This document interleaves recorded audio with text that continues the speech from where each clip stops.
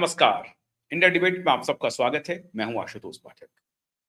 मित्रों, अभी तक जितनी बातें हो रही थी कि नरेंद्र मोदी ने और अमित शाह ने बहुत चालबाजी करके अपोजिशन को फंसाया है और उसमें बहुत बड़ी रणनीति किया, खेल कर दिया और महिला आरक्षण बिल की आड़ में भारतीय लोकतंत्र की हत्या करना चाहते थे नरेंद्र मोदी और अमित शाह। इस तरह के गंभीर आरोप लगाए गए। इतना ही नहीं, कल से सोशल मीडिया के ऊपर एक लेटर वायरल है जो बाद में फर्जी पाया गया और दुख की बात यह है कि उसमें बड़े-बड़े लोग शामिल हो गए उस लेटर को सोशल मीडिया पे फॉरवर्ड करने के लिए, शेयर करने के लिए। बड़े-बड़े पत्रकार उसमें शामिल हो गए। उन्होंने इसका जब भी इस तरह का लेटर आता है और दिखता है सामने से कि ये सच के करीब ही है या बल्कि सच ही है, तो बड़े-बड़े पत्रकार धोखा खा जाते हैं।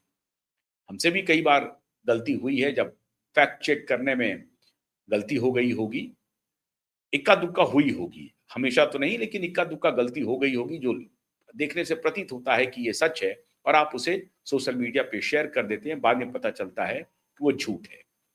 ऐसा हुआ था जब एक डॉक्टर के वीडियो को लेकर के हुआ कि उसकी हत्या हो गई, फलना हो गया और बाद में और उसमें एक टेलीविज़न चैनल के एंकर के हवाले से वो बात आ रही थी।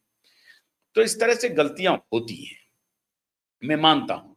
लेकिन अगर आपसे गलतियाँ हो जाएँ तो आप गलती हो जाए तो आप उसको स्वीकार करें और कहें कि ये हमने फैक्ट चेक नहीं किया, गलती हो गई, जल्दबाजी में हम इसे फ्लैश करने के चक्कर में या हमारे मन में जो मेरा जो विश था, वो विश के अनुकूल मैंने ये देखा, उसके हिसाब से मैंने इसे शेयर कर दिया। आपने कबूल कर लिया तो बात आई गई हो जाएगी। लेकिन यहाँ तो कबूलनामा आ नहीं रहा है, नहीं आ रहा है और बड़े-बड़े सिद्धहस्त पत्रकारों ने अपने सोशल मीडिया हैंडल से उसको शेयर किया है। क्या शेयर किया है? राजस्थान की पूर्व मुख्यमंत्री वसुंधरा राजे सिंधिया और भारतीय जनता पार्टी की कद्दावर नेता हैं। वसुंधरा राजे सिंधिया के उनके हवाले से नहीं, उनका नाम लेते हुए एक पत्र रिलीज हुआ और वो सोशल मीडिया पर वायरल हो गया और पत्र जो है वो संघ प्रमुख मोहन भागवत के नाम से है। मतलब पत्र लिखा है वसुंधरा राजे सिंधिया ने और किनको लिखा है? तो संघ प्रमुख मोहन भागवत को। और उसमें लिखा गया है कि जिस तरीके से महिला आरक्षण विधेयक पे खेल खेला गया है वो पूरी तरह से अनैतिक है और गलत है। और उसको प्रचारित करते हुए चारों तरफ ये चर्चा होने लगी कि नरेंद्र मोदी कितने बेईमान हैं, अमित शाह कितने बेईमान हैं, कितने झूठे हैं, कितना बड़ा षड्यंत्र कर रहे हैं। तमाम बातें आ गई सामने में। हर एक आरोप नरेंद्र मोदी पर लग गए। हमने भी आशंका की होगी। हमने भी जब ये बात कही, जब जिस जिस वक्त ये रिपोर्ट गिरा, मतलब ये बिल गिरा, संशोधन बिल गिरा, तो हमने भी आशंका व्यक्त की। लेकिन जब हमने पूरी तहकीकात की मित्रों, आशंका व्यक्त की, मेरे मन में ये सवाल आया था। हमने इस तरह से नहीं कहा कि ये चालाकी कर रहे हैं, धूर्तता कर रहे हैं, धोखा दे रहे हैं, भारतीय लोकतंत्र को खतरे में डाल रहे हैं, जो राहुल गांधी बयानबाजी कर रहे हैं, ऐसा हमने नहीं कहा। लेकिन आशंका मन में थी।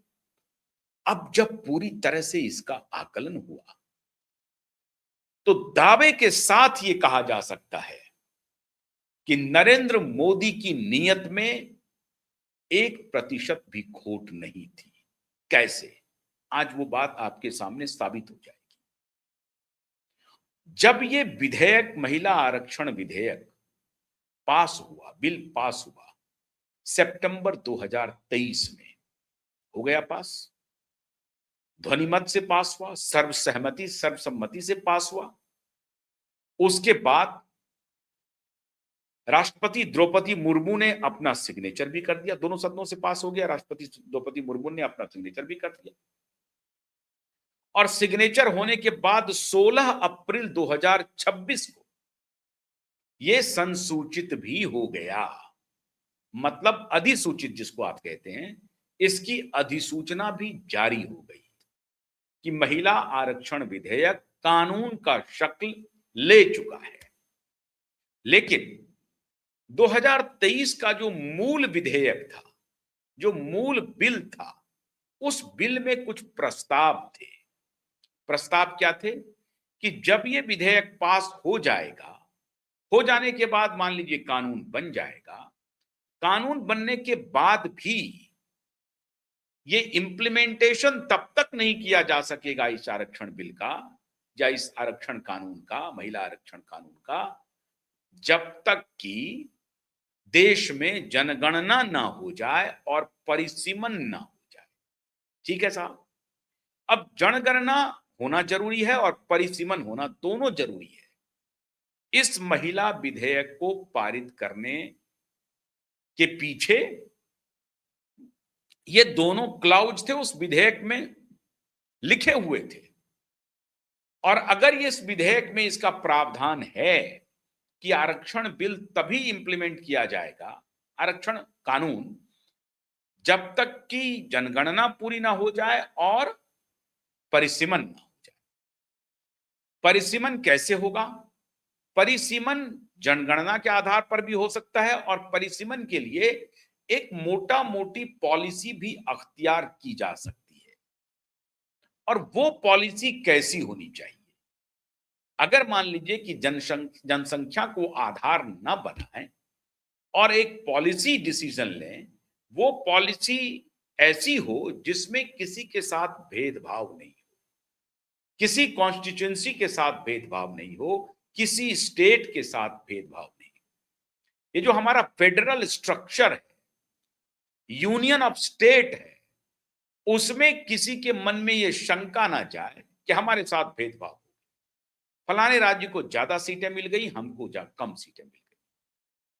तो अगर पॉपुलेशन के आधार पर मामला चला जाएगा तो जिस स्टेट का अधिक पॉपुलेशन है उसकी सीटें अधिक हो जाएंगी। तो एक थंब रूल बनाया गया कि भाई जिसके पास जो वर्तमान में सीट है उसका 50% बढ़ा दिया जाए। सीधा सीधा 50% बढ़ाने का एक फॉर्मूला लाया गया। अब यही फॉर्मूले पर साम्य हो सकता था, यही फॉर्मूले पर सारे लोग संतुष्ट हो सकते थे कि भाई जिसको जो मिला है उसका 50% हो जाएगा। लेकिन यही बोन ऑफ कंटेंशन को हवा दे दिया गया। अगर पॉपुलेशन के आधार पर होता तो अधिक नुकसान होता। जो अभी कह रहे हैं कि मेरा नुकसान हो रहा है, उनका कौन कह रहे हैं कि मेरा नुकसान हो रहा है? सदर्न स्टेट वाले कह रहे हैं कि नॉर्दर्न स्टेट में पॉपुलेशन अधिक है और पॉपुलेशन के रेशियो में जैसे ही ये होगा तो उनको ज्यादा सीटें मिल जाएंगी। अब अगर पॉपुलेशन अधिक नहीं है तो जिनकी सीटें अभी वर्तमान में हमसे अधिक हैं और उसका 50% उनको मिल जाता है तो उनकी सीटें और बढ़ गई।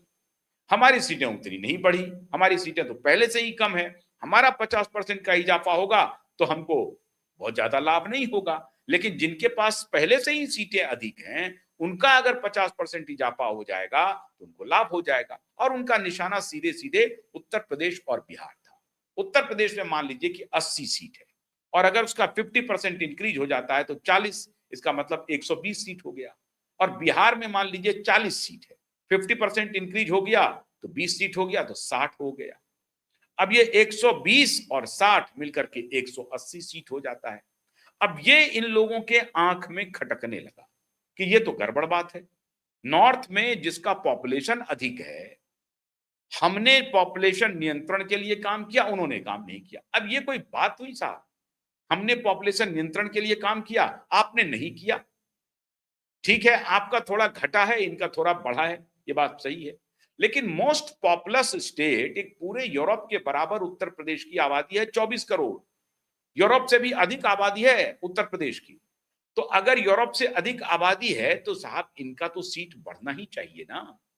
और अगर एक पॉलिसी डिसीजन लिया गया है कि 50% बढ़ा दिया जाए, आप ये कह सकते थे, इसको गिराने के बजाय आप ये कह सकते थे कि इस पर एक चर्चा हो जाए। जो शायद अखिलेश यादव ने कहा कि इतनी जल्दबाजी क्यों है, लेकिन उन्होंने कहा कि आप जो भी बात रखना चाहते हैं आप रखिए, लेकिन आप इस संशोधन विधेयक को पारित कर दीजिए, उसमें और क्लॉज अगर कुछ जोड़ना चाहते हैं तो जोड़ देते हैं। लेकिन ऐसा करिए कि 2029 में महिला आरक्षण हम लागू कर सकें। हम 26 में चल रहे हैं, 4 वर्ष हमारे पास बचे हुए हैं, 3 वर्ष ही कुल मिलाकर के बचे हुए हैं। तो 29 में जाने के लिए, तो अब प्रक्रिया में बहुत वक्त लगेगा, परिसीमन का काम शुरू होगा, जनगणना चल रही है, जनगणना होती रहेगी, लेकिन अगर हम पॉलिसी डिसीजन को ले लेते हैं, जनगणना को आधार हटा देते हैं और 50% वाला कर लेते हैं, तो कोई भी जनसंख्या हो 50% हमको इंक्रीज कर देना है, किसी भी स्टेट में पड़े वो। तो यथास्थितिवाद को ही पकड़ा। अब जो नेता सदन में उस दिन बकवास कर रहे थे कि नहीं 543 पर ले आइए, हम महिला आरक्षण पास कर देते हैं, मतलब मूर्खों की जमात देखिए। अरे भाई, तो वही वही तो पॉलिसी है कि 50% हमने इंक्रीज कर दिया है, 50% पर आ जाओ, तो बराबर ही तो है बात। हमने सीट को वही रखा है, सबके सीटों जो अलॉटेड सीट है उसका 50% बढ़ा दिया, तो किसको नुकसान हुआ? किसी को नुकसान नहीं हुआ। एकदम स्टेटस को ऑलमोस्ट मेंटेन हो गया या नहीं हो गया। लेकिन आपको आपको आपको आपने ये शंका उठा दी, उनकी नीयत पर शंका शुरू कर दी कि नहीं आप ये चाहते हैं कि उत्तर प्रदेश में 120 सीट हो जाए, बिहार में 60 सीट हो जाए, ये दोनों मिलकर के 180 सीट हो जाए, और यहां पर आपको लगता है कि आपका ये गढ़ है काउ बेल्ट। इनको काउ बेल्ट इनको सूझता था ना, याद कीजिए 90s का दौर, जब काउ बेल्ट ये लेफ्टिस्ट लेकर के आते थे, ये दो दो शब्द इनके दिए हुए थे, इन मूर्खों के, असल में लेफ्टिस्टों के दो शब्द थे। एक तो Hindu rate of growth, Hindu rate of growth, उसमें वो मुस्लिम रेट ऑफ ग्रोथ कहने में उनको उनको शर्म आ जाती थी, लाज लगती थी, ये शब्द वो बोल ही नहीं सकते थे। तो हिंदू मैंने from where they derive this word you cannot even इवन इमेजिन, वो कहां से ये शब्द ले आए, और वो बड़े इकोनॉमिस्ट बन रहे थे। मैं तो हैरान हूं, सज्जन को ढूंढ करके मैं जानता हूं वो सज्जन कौन है, वो हिंदू रेट ऑफ ग्रोथ निकाल के लाए थे। ठीक उसी प्रकार से काउ बेल्ट निकाल के आए कि ये जो है ना गोबर गोबर और गौमूत्र वाला इलाका है, काउ बेल्ट, ये लेफ्टिस्ट के दिया दिया हुआ था। अब लेफ्टिस्ट को अगर मैं, एक ऐसे शब्द का मेरे मन में अभी आ रहा है, मैं बोलना नहीं चाहता हूं उसको, इतना विभत्स शब्द है अगर उसके लिए प्रयोग करें तो, लेकिन ये उसी के लिए प्रयोग हो सकता है। लेफ्टिस्टों ने दिया काउ बेल्ट, तो अब ये उनके दिमाग में भरा, सदन स्टेट के नेताओं के दिमाग में कि देखिए आपका तो हित इससे सध नहीं रहा है। तो ये डिविसिव पॉलिटिक्स उनके मन में कूड़ा भरना, और कह रहा भारतीय लोकतंत्र पर हमला। नैरेटिव देखिए झूठ का कि भारतीय लोकतंत्र पर हमला है। भाई जनगणना अगर आधार बनेगा तब तो और आपको दिक्कत होगी, क्योंकि आप खुद कह रहे हैं कि हमने पॉपुलेशन को कंट्रोल किया है, और जिनका पॉपुलेशन बढ़ा है उनके कोटे में तो ज्यादा सीटें चली जाएंगी।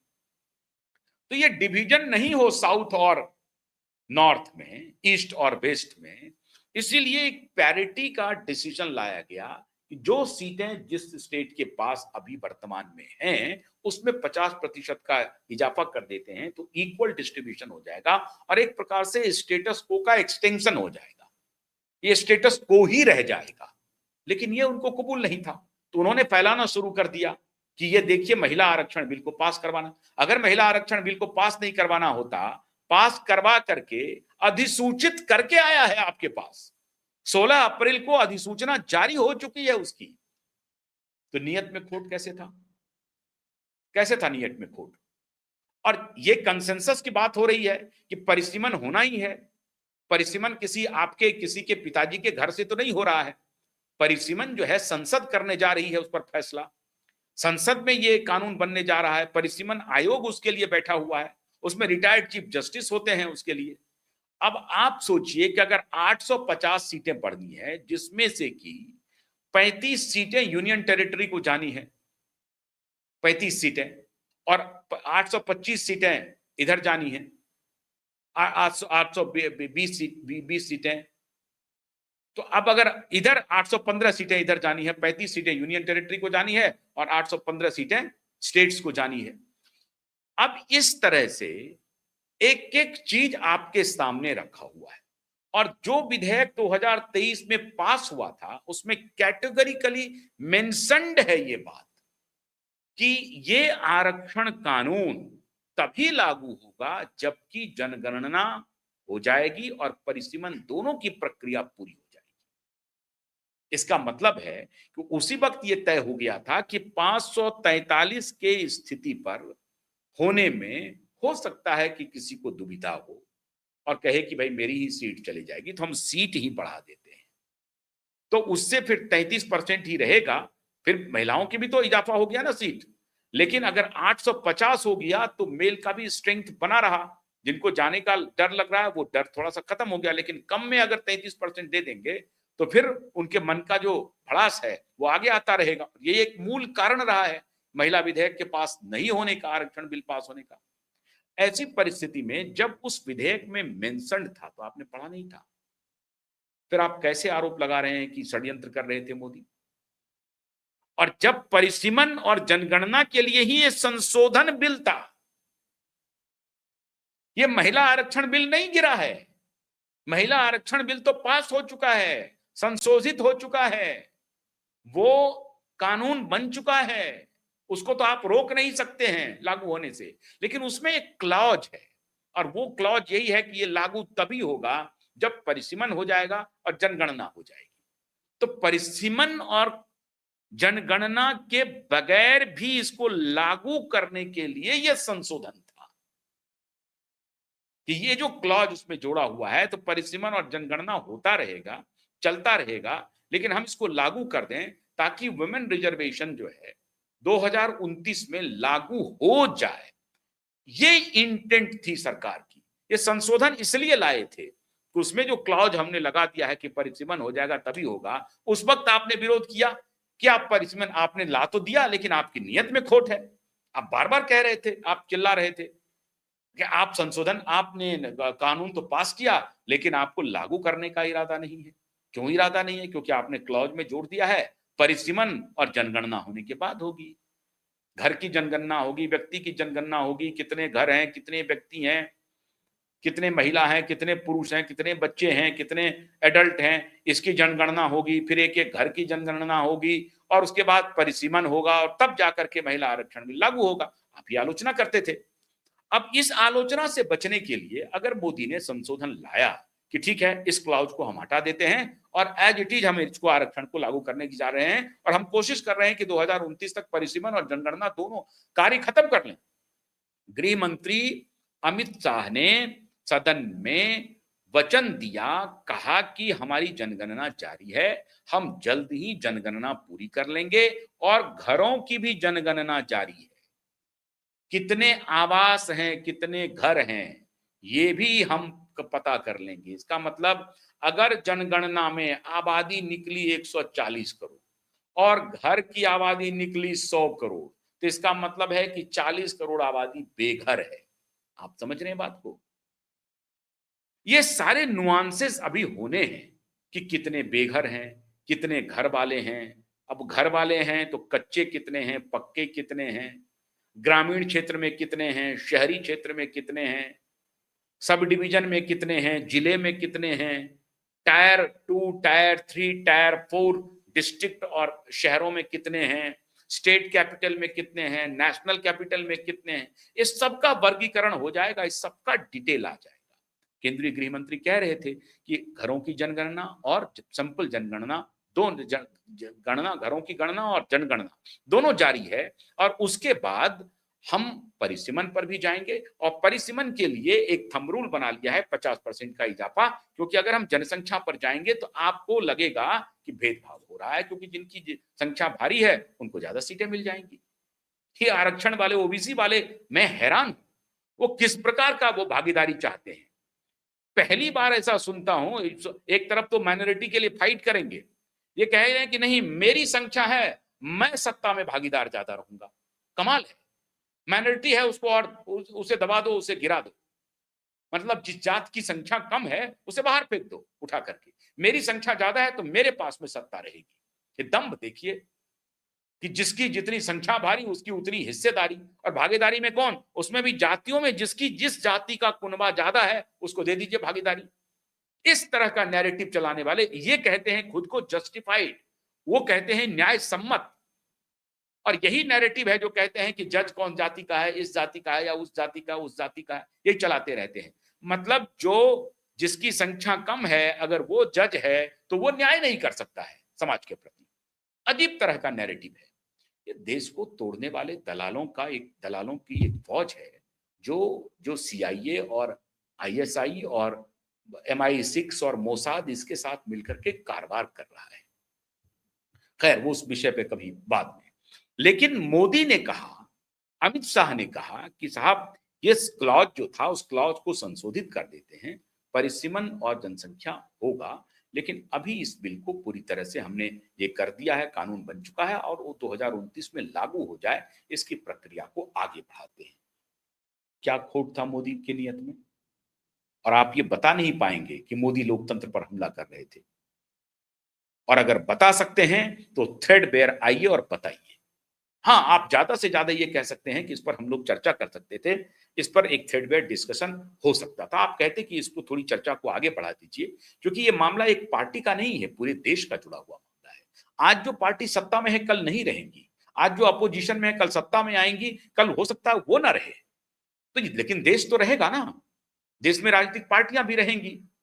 हालांकि राजनीतिक पार्टियों का कॉन्स्टिट्यूशन में कोई प्रावधान नहीं है, लेकिन जब आप लोगों ने बना लिया है तो चलिए यही प्रेसिडेंट सही, राजनीतिक पार्टियों के सहारे ही देश चल रहा है। तो अगर इसी के सहारे देश चल रहा है तो राजनीतिक पार्टियां रहेंगी, फिर नई पार्टियां भी बनेंगी, वो अपने तरीके से काम करेगी।